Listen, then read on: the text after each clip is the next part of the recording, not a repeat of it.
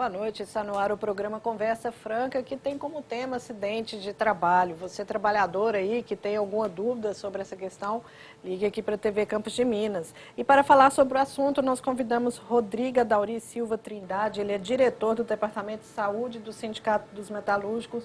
Boa noite, Rodrigo. Boa noite, Carla. Boa noite, telespectador. Boa noite a todos os trabalhadores aí que nos estão ouvindo aí na nossa Conversa Franca de hoje. E você, telespectador, que quiser participar, entre em contato com a gente no 3372-3720 ou nos envie uma mensagem de texto ou WhatsApp para o 999721640. Rodrigo, na área dos metalúrgicos, que é a área que você abrange, quantos acidentes de trabalho tiveram esse ano? Até o momento, devido até à redução de vários postos de trabalho na nossa cidade, nós estamos lá com 4 registros de acidentes considerados graves, com perda de visão, pérfuro no membro inferior, que é o pé. E nós preocupamos que vários outros tipos de acidentes, eles são manipulados pelas empresas e não chegar até o sindicato a notificação. Então é um trabalho que nós vem desenvolvendo para melhorar essa situação. Por que não chega ao sindicato essa notificação? As empresas, elas têm o hábito de omitir essas informações para o sindicato devido a alguns incentivos que tem na sua área administrativa, em questão de contribuição na alíquota do INSS, que quanto maior o número de acidentes, maior a contribuição dela que tem junto ao INSS, e também pela própria imagem da empresa diante do mercado de trabalho. A gente estava conversando no intervalo sobre a questão da comunicação de acidente de trabalho, CAT, né? Isso. E que você colocou que existe uma diferença entre quando você anuncia o CAT em 15 dias e acima de 15 dias. Qual que é a diferença de um para o outro? Quais são as vantagens aí para o trabalhador de um para o outro? Justamente, todo e qualquer tipo de acidente, adoecimento relacionado ao trabalho, deve ser preenchido a CAT imediatamente.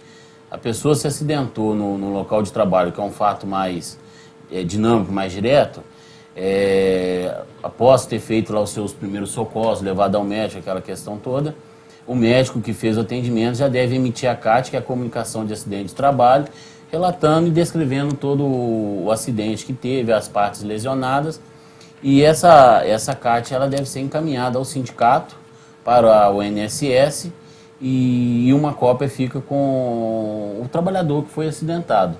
Agora, a questão do adoecimento já é um processo mais longo, porque depende das investigações.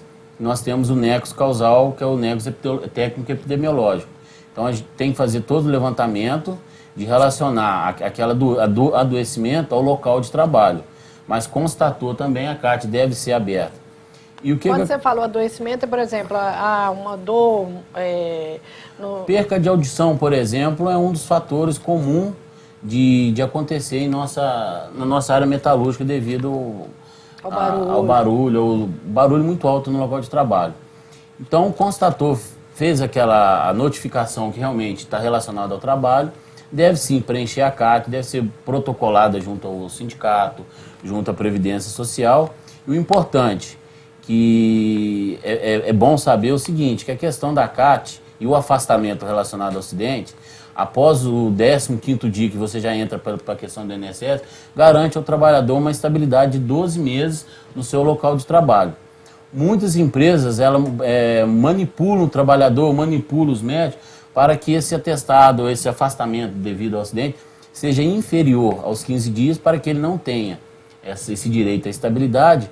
E posteriormente a empresa, como sempre, ela sempre julga que a culpa do acidente é do trabalhador, e sempre após as investigações, inclusive pelo Ministério do Trabalho, 98% dos casos é negligência por parte da empresa.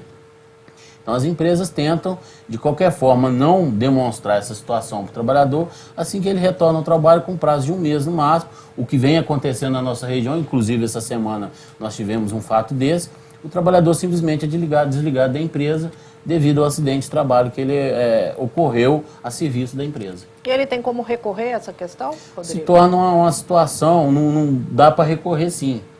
Teria que voltar ao médico, fazer uma nova avaliação.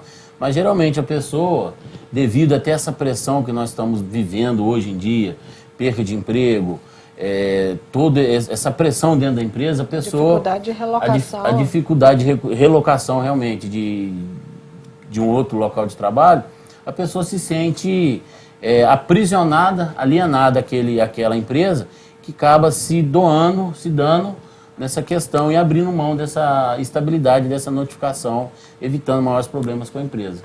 Rodrigo, caso ocorra algum acidente, vamos supor, quando a pessoa está indo para o trabalho, né, não é no local do trabalho, mas em direção ao trabalho, ou voltando, retornando para a sua residência, isso também é considerado acidente de trabalho? É uma boa pergunta, né? Segundo os dados estatísticos da Previdência Social, os acidentes de trajeto são os de maiores ocorrências no Brasil, né?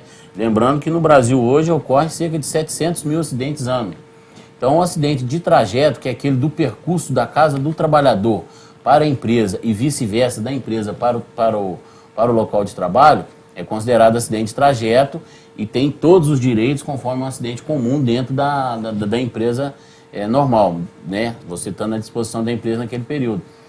E é o que mais vem acontecendo, o maior número de acidentes. Em São João do Rei nós já tivemos várias ocorrências devido a esse trânsito e a gente tem informações que as empresas conseguem ainda burlar muitos documentos, não dando esse direito ao trabalhador pelo acidente do trabalho, pelo acidente de trajeto. Qual é a dica que você dá aí para um servidor, uma pessoa aí que, né, ocorreu algum fato de acidente de trabalho ou de trajeto? Nós, né, dentro do nosso próprio sindicato, nós trabalhamos juntamente com as CIPAs dentro da empresa.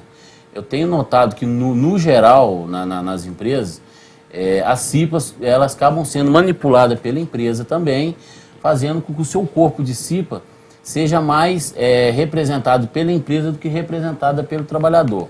A CIPA é uma ferramenta importantíssima que nós, enquanto sindicato, valorizamos muito a cada um cipeiro e nós oferecemos curso de formação para todos eles, para que trabalhe diretamente nessa situação, que denunciem situações que a pessoa esteja lá frente a um trabalho que está oferecendo risco. Nós oferecemos toda a estrutura de receber esse trabalhador, receber esse cipeiro, para mostrar para ele quais são os caminhos. Agora, cabe todos os trabalhadores, não só metalúrgicos, mas de todos os setores também, procurar o sindicato, fazer suas denúncias e cobrar a resposta do sindicato. Você foi lá, verificou aquela situação em que está acontecendo. No setor comerciário, por exemplo, do comércio nosso, nós temos problema com várias mulheres de 25 a 30 anos que estão usando fralda geriátrica. Nós temos um outro problema grande, que as empresas não respeitam nem a questão de ter um designado de CIPA no comércio onde é obrigado. Então torna um trabalho muito difícil e as pessoas, como eu disse, acabam se tornando refém da empresa devido à pressão, devido àquela chefia. Eu citei essa questão do comércio, que é comum a gente ver. As pessoas ficam muito tempo em pé, segurando ir ao banheiro, isso dá continência urinária, etc. Então nós temos, caso verídico de pessoas, mulheres principalmente, usando fraldão com 25, 30 anos de idade.